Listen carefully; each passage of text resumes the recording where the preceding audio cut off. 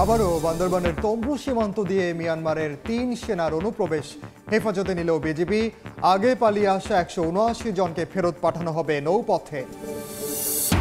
এবং জাটকা সংরক্ষণে চাঁদপুরের পদ্মা ও মেঘনায় মাছ ধরায় নিষেধাজ্ঞা। ঈদে পরিবারের মুখে হাসি ফোটানো নিয়ে দুশ্চিন্তায় জেলেরা। সরকারি সহায়তার দাবি জনপ্রতিনিধিদের।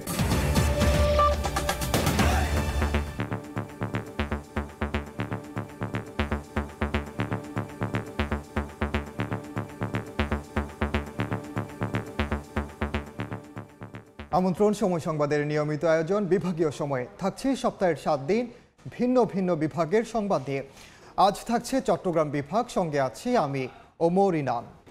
এ নিয়ে বিস্তারিত জানাতে এই মুহূর্তে কক্সবাজারে আছেন সহকর্মী সুজাউদ্দিন রুবেল। সরাসরি যাচ্ছি তার কাছে। শনিবার ভোরে 5টার দিকে মিয়ানমারের যে তুমরু সীমান্ত রয়েছে সেই তুমরু সীমান্ত দিয়ে দুটি মিয়ানমার সীমান্তরক্ষী বাহিনী বিজিবির ঘাঁটি রয়েছে, যেটি তুমরু রাইট এবং তুমরু লেফট, যেখানে এখন আরাকান আর্মির দখলে রয়েছে।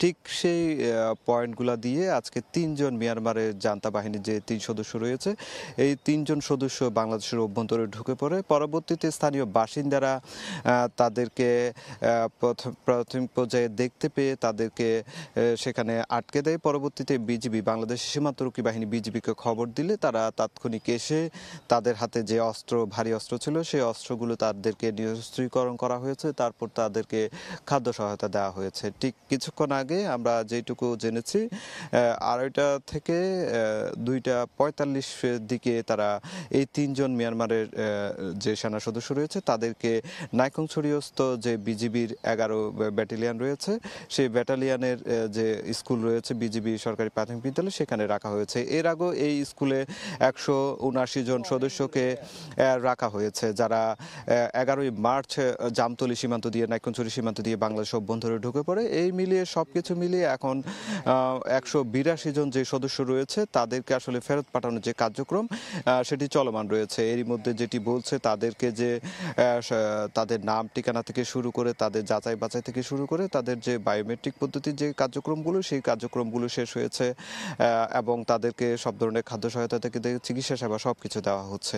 শুধু বান্দরবনের যে তুমরু বা ঘুমদুম যে সীমান্ত রয়েছে সেই সীমান্তে দীর্ঘ 1.5 মাস ধরে কোনো ধরনের সারা শব্দ ছিল না। হুট করে আজকে 3 জন মিয়ানমারের জান্তা বাহিনীর যে সদস্য প্রবেশ করার পর স্থানীয় বাসিন্দাদের মধ্যে একটি আশঙ্কা তৈরি হয়েছে, আবার কোনো ধরনের গণ্ডগোল কিংবা গোলাগুলি বা আবারও যদি তুমুল লড়াই শুরু হয় তাহলে সেক্ষেত্রে তারা কিছুটা তাদের ঘরবাড়ি ছেড়ে বাইরে আশ্রয় নিতে হবে সে আশঙ্কায় রয়েছেন। তবে সেখানে এখন পর্যন্ত গত 1.5 মাস ধরে কোনো গোলাগুলির বা গোলার বিকট কোনো শব্দ আসেনি। তবে এখন প্রতিনিয়ত শুধু বলা হচ্ছে যেটি টেকনাফ সীমান্তের বিপরীতে মিয়ানমারের অভ্যন্তরে প্রতিনিয়ত গোলাগুলি হচ্ছে এবং গোলার বিকট শব্দ হচ্ছে। এরই মধ্যে গতকাল মিয়ানমারের একটি যুদ্ধ জাহাজ নাপতলিতে অবস্থান করেছিল।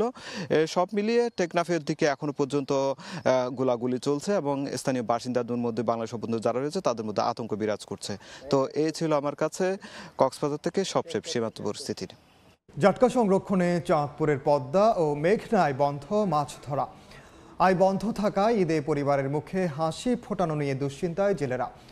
সরকারি সহায়তার দাবি জনপ্রতিনিধিদের। ফারুক আহমদের রিপোর্ট, ক্যামেরায় ছিলেন নাইমুল ইসলাম নীরব।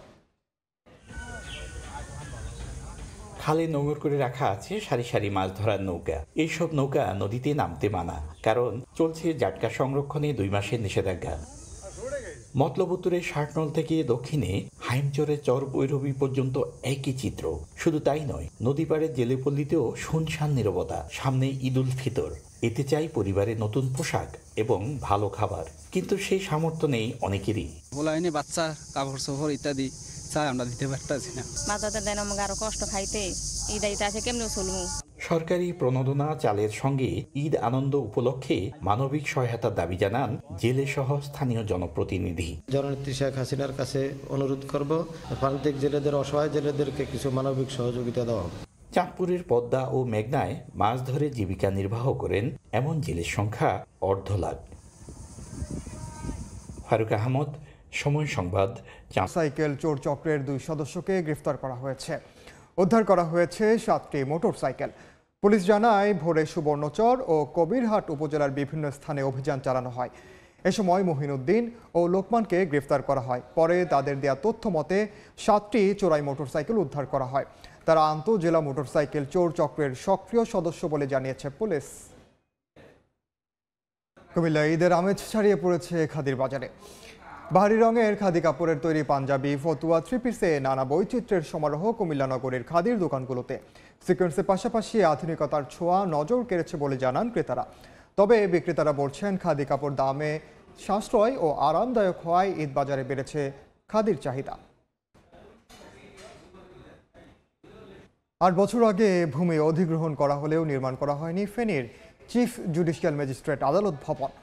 2020 সালে নতুন এই ভবন নির্মাণের জন্য সংশ্লিষ্ট মন্ত্রণালয়ে প্রস্তাব পাঠায় গণপূর্ত অধিদপ্তর। অথচ ভবনটি নির্মাণ কাজ শুরু না হওয়ায় এজলাস সংকটে বাড়ছে মামলার জট। দুর্ভোগ পোহাতে হচ্ছে আইনজীবী ও বিচার প্রার্থী সহ সংশ্লিষ্টদের। এ নিয়ে এমপি মন্ত্রীর দ্বারে দ্বারে ঘুরেও সুফল মিলছে না বলে অভিযোগ আইনজীবী সমিতির। বর্তমানে জেলা ও দায়রা জজ আদালত ভবনের 4টি ও জেলা কালেক্টরেট ভবনের 3টি কক্ষে চলছে জুডিশিয়াল ম্যাজিস্ট্রেট আদালতের কার্যক্রম।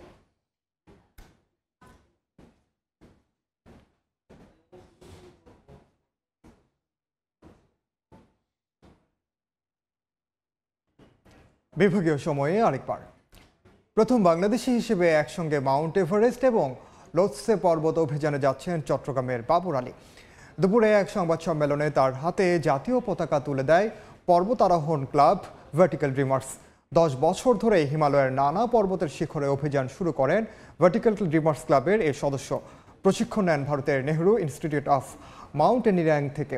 বাংলাদেশ থেকে এর আগে এভারেস্ট আরোহণ হলেও একই অভিযানে এভারেস্ট ও লোৎসে আরোহণের চেষ্টা হয়নি। সেই চ্যালেঞ্জ নিয়ে 1 এপ্রিল নেপালের উদ্দেশ্যে যাত্রা করবেন বাবর।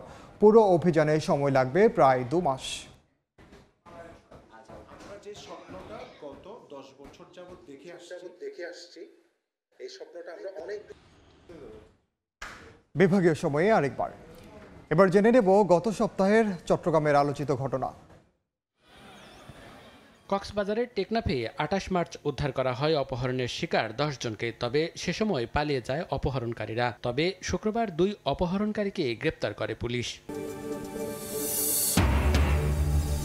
চট্টগ্রামে রেলওয়ে পূর্বাঞ্চলের সরঞ্জাম ক্রয়, বৈদ্যুতিক ও যান্ত্রিক শাখায় 28 মার্চ দিনব্যাপী অভিযান চালায় দুদক। গোদাম মেরামত ব্যয় 2,62 লাখ টাকা দেখানো হলেও ভেতরে গিয়ে ভেঙে পড়া সিলিং ও দেয়াল দেখতে পায় দুদক। 18,000 টাকার ওয়াকিটকি 99,000 টাকায় কেনার প্রমাণ পায় সংস্থাটি। 140টি এলইডি লাইট ও ল্যাম্প 42 লাখ টাকায় কেনা সহ 28 ধরনের যন্ত্রাংশ বাজার মূল্যের চেয়ে 17 লাখ টাকা বেশি দামে কেনার তথ্য। বিভাগীয় সময়ের শীর্ষ সংবাদগুলো জানিয়ে দিচ্ছি আরেকবার।